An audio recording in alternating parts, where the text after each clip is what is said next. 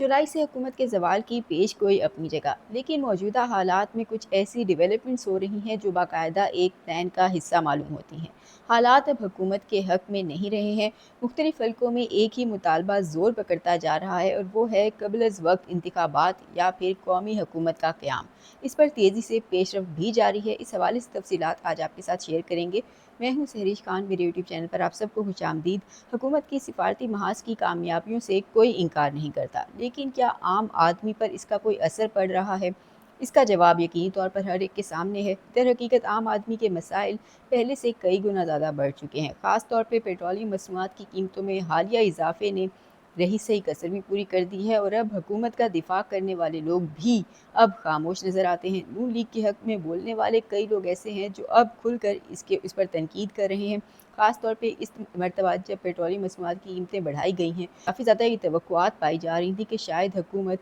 अब रिलीफ जो है वो आवाम को देना शुरू कर दे। लेकिन कहा जाता है कि जब आलमी मार्केट के अंदर पेट्रोलियम मसनूआत की कीमतों में कमी होती है तो पाकिस्तान में पहुँचते पहुँचते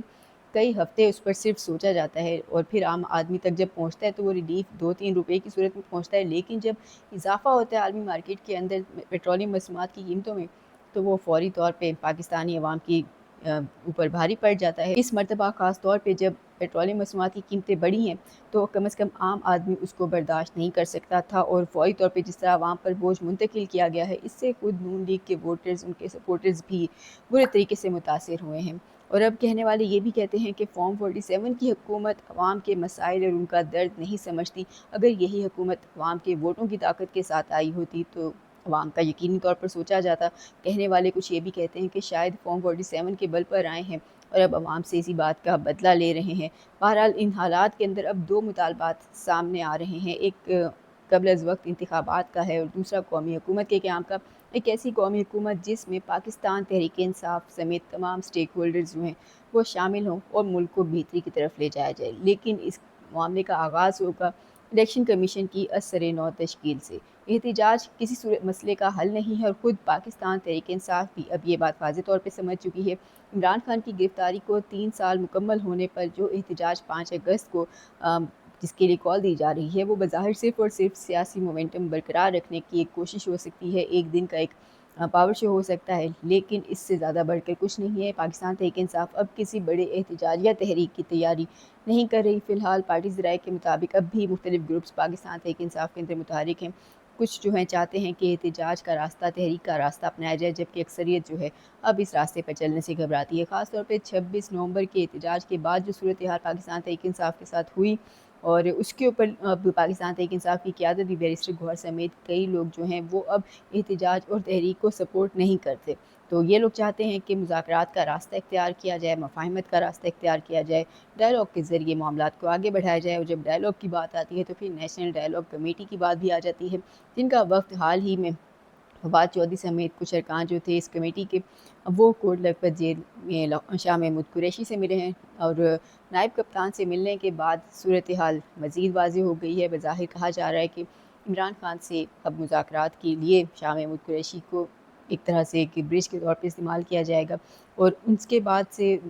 दो मुतालबात जो हैं वो सामने आए हैं। जब शाह महमूद कुरैशी से मुलाकात की इस कमेटी ने तो फवाद चौधरी ने इस हवाले से जो तफसीलात जारी की हैं, उनके मुताबिक शाह महमूद कुरैशी का मौक़िफ़ बहुत वाज़ेह है। सबसे पहले उन्होंने आर्मी चीफ़ की तारीफ़ की है, बैनुल-अक़वामी डिप्लोमेसी को सराहा है उनकी, जबकि उन्होंने कहा है कि जहाँ आर्मी चीफ़ ने बैरूनी महाज़ पर अहम मसाइल हल किए हैं तो अब वहीं पर वक्त की ज़रूरत है कि मुल्क के अंदर भी सियासी इस्तेहकाम के लिए मुज़ाकरात और डायलॉग का आगाज़ किया जाए। साथ ही फवाद चौधरी के मुताबिक शाह महमूद कुरैशी ने पाकिस्तान तहरीक इंसाफ की क़यादत को मशवरा दिया है कि वो कशीदगी को कम करने के लिए रास्ते तलाश करें और साथ ही हुकूमत से इलेक्शन कमीशन की तश्कील-ए-नौ का भी मुतालबा किया है। मौजूदा इलेक्शन कमीशन तो अपनी साख बहुत पहले खो चुका है। 2024 के इंतखाबात के बाद रईसी कसर भी ख़त्म हो चुकी थी। फिर नए इंतखाबात की अगर बात करनी है तो सबसे पहले इलेक्शन कमीशन की तश्कील-ए-नौ का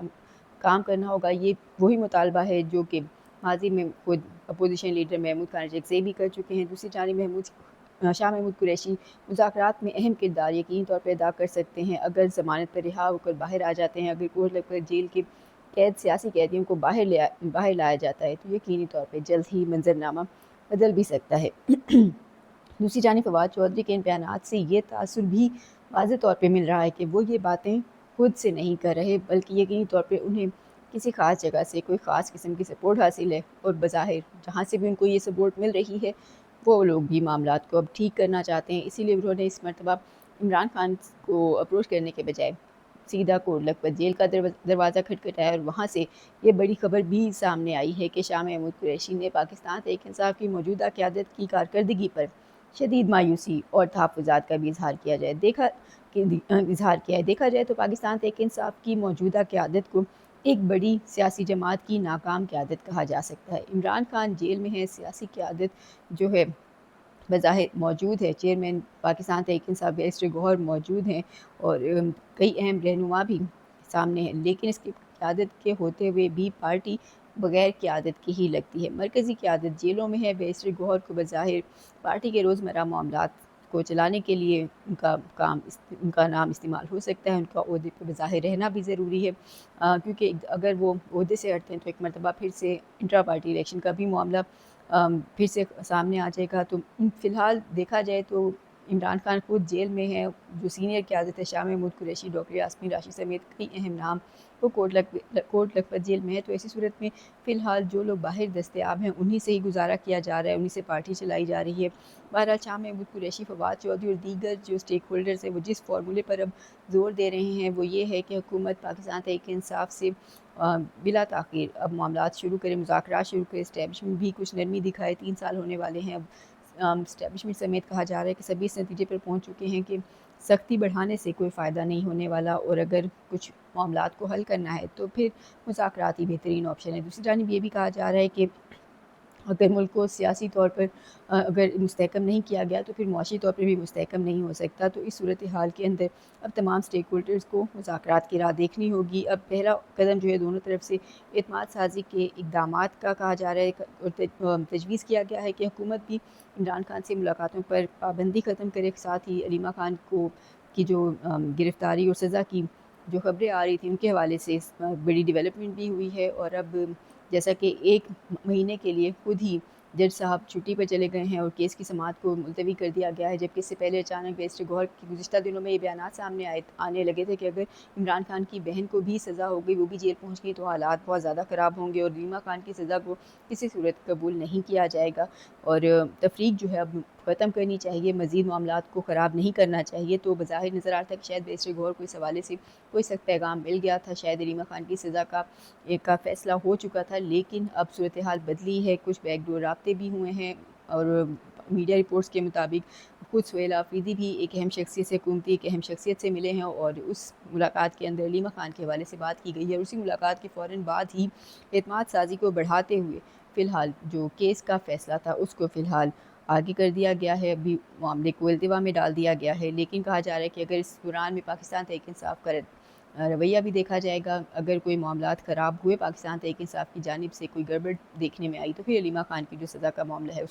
اس پر آگے پیش رفت بڑھائی جائے گی۔ دوسری جانب پاکستان تحریک انصاف کی بات کی جائے تو وہ بھی اب